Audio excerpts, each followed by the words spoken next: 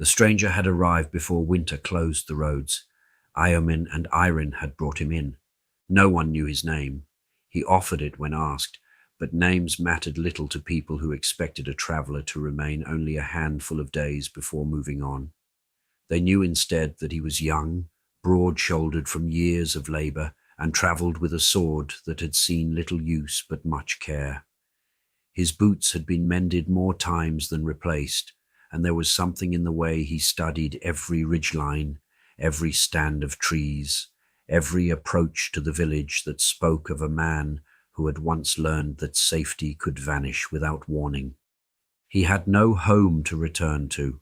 His village had ceased to exist years before, put to the torch by soldiers marching beneath the Queen's banner. He had been little more than a boy then. Now, grown into a man by grief more than years, he carried an impossible purpose. He was travelling to find the Queen herself, believing that if he could only stand before her, he could demand an answer for what had been done. It was the only direction his life possessed. The village was simply another stop upon the road, until he met Eiryn. She lived in a small cottage beneath an ancient ash tree where the earth was soft with fallen leaves and the air always seemed quieter than elsewhere. Though blind from birth, she carried herself with a confidence that surprised him. She never reached uncertainly for doorways, nor stumbled over roots familiar beneath her feet. She moved as though the village itself had become an extension of her body, every stone and every worn path committed to memory. She knew he had approached long before he spoke. "You listen," she said simply. "I've been told I should. No, most people here. You listen." That was the beginning. He found excuses to return, carrying split firewood she had not asked for, repairing a loose gate that scarcely needed repairing, lingering beneath the ash tree after his work was finished. Conversation came easily between them. He described the shape of clouds because she asked what made one afternoon feel heavier than another. He spoke of distant mountains, not for their grandeur, but for the way echoes lingered among them. She cared little for colours. Instead, she wanted to know how rain sounded upon different roofs, whether forests breathed differently from open fields, whether rivers carried distinct voices depending on their age. He described the colours of sunset, only for her to ask instead about its warmth against the skin. He spoke of rivers shining silver, and she interrupted to ask how swiftly they ran after rain. When he admired flowers, she wanted to know how their petals felt beneath careful fingers. Little by little, he learned that Eiryn did not long to see. She longed to understand. She possessed an endless curiosity for a world she had never touched. In turn, she asked him about the road, not where it led, how it felt. He realized no one had ever asked him that before. "It is lonely," he admitted one evening. She nodded, as though loneliness were something with a familiar shape. "I think every road is." As the days passed, he began to understand that Eiryn's blindness was the smallest thing about her. The village depended upon her gift. When death came, they brought the grieving to her cottage, husband to wife, mother to child, brother to sister. Eiryn would sit in stillness, listening to voices only she could hear, until she spoke words that could not have belonged to anyone living. Forgotten lullabies, childhood promises, hidden letters, confessions buried beneath decades of pride. No miracle erased grief, but grief softened. Old feuds ended. Forgiveness arrived too late for the dead, yet not too late for the living. The villagers did not merely believe the departed lingered for a little while after death. They knew, for she had shown them. They had stood in silence while wives answered husbands one final time.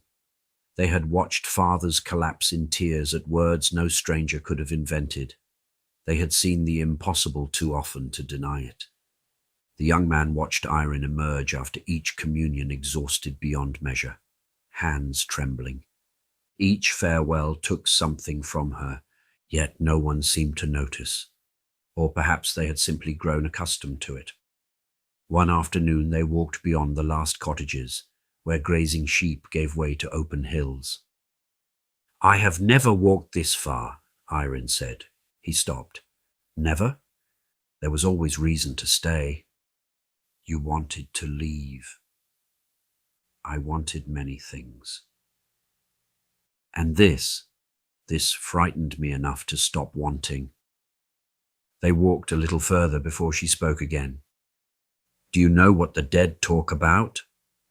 He waited. "They speak of ordinary things." He frowned. "I thought they might speak of, I don't know, the gods." She laughed softly. "So did I when I was little." The wind moved through the long grass. "They do not bring secrets from beyond death. They bring regrets from life." She folded her hands before her. "They apologize for anger carried too long. They confess love they never found courage to speak. They ask forgiveness for cruel words. They tell children they were always proud of them. They ask old friends why pride mattered more than affection." She turned her sightless face toward the breeze. "I have spent my life listening to people discover that the words they needed most became useless because they waited until death to speak them." Her voice had become almost a whisper. "I do not wish to become one of them." It was then that he understood. She did not want the road. She wanted life before regret. When he finally asked her to leave with him, she answered with a smile so gentle he almost missed it. "I had hoped you would." Word spread before sunset. Villages were living things. Joy travelled as swiftly as fear. By dawn, people stood in knots throughout the square, speaking in low voices that ceased whenever the young man passed. At first came concern. Surely she did not understand what life beyond the village demanded. Surely she had been enchanted by stories of distant places. Surely the stranger had not meant to encourage such impossible ideas. Then concern hardened. What would become of them when winter sickness came? Who would comfort the widow whose husband died before spring? Who would speak for children taken too young? Who would help the dying find peace? No one accused Eiryn. The accusations found the stranger instead. He had filled her head with dreams. He wished to steal her gift. Perhaps another lord had sent him. Perhaps another village coveted what they possessed. Rumours required no author. Fear composed them well enough. By afternoon, the entire village had gathered beneath the ash tree. There were no shouted threats. Not at first, only too many people standing too close together. The blacksmith had removed his leather apron, but still carried arms thick as oak limbs. Farmhands stood shoulder to shoulder. The reeve watched without expression. Older women who had once embraced the young man now regarded him as though he carried plague. He recognized the shape immediately. He had seen another crowd long ago, convinced they were defending what mattered. Violence did not begin with raised fists. It began with certainty. One of the elders addressed Eiryn gently. "We love you. I know. We have always cared for you. I know. We only wish to keep you safe. And if I wish to leave, you belong here." The words escaped before anyone thought to soften them. A silence followed. Eiryn inclined her head. "Belong?" The elder faltered. "We only mean this is your home." "It is." "You are needed." She smiled sadly. "I have always been needed." The young man took a step towards her, but several villagers instinctively stepped between them. No one had decided to bar his way. Their fear had simply arranged them. Eiryn lifted a hand, and the movement alone quieted the murmurs. "You all know the dead linger for a little while. No one disputed it. You have stood beside me. You have heard your wives answer you, your husbands, your children. You know I do not invent their voices. Faces lowered. Tell me, what do they speak of? No answer came. They speak of words delayed. Her voice remained calm. They tell mothers they should have laughed more with their children.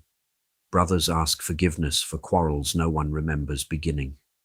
Wives confess love they feared sounded foolish. Fathers discover too late that pride is a poor companion. She swallowed. Every day I hear the same lesson. The breeze stirred the ash leaves overhead. They all believed there would be one more season, one more harvest, one more morning to say what mattered. She turned towards the road leading out of the village. They were wrong. She paused, gathering strength. Say those things now, don't wait. At last she faced her people. I love every one of you. Many wept. But if I remain because I fear leaving, if I refuse my own life because I am needed, then one day I shall stand where they stood. Her sightless eyes seemed to rest upon every face at once. And I will speak through another, saying all the things I should have lived instead. No one answered, and not because they had ceased loving her, but because, perhaps for the first time, they understood that everything they had ever called devotion had also become a cage.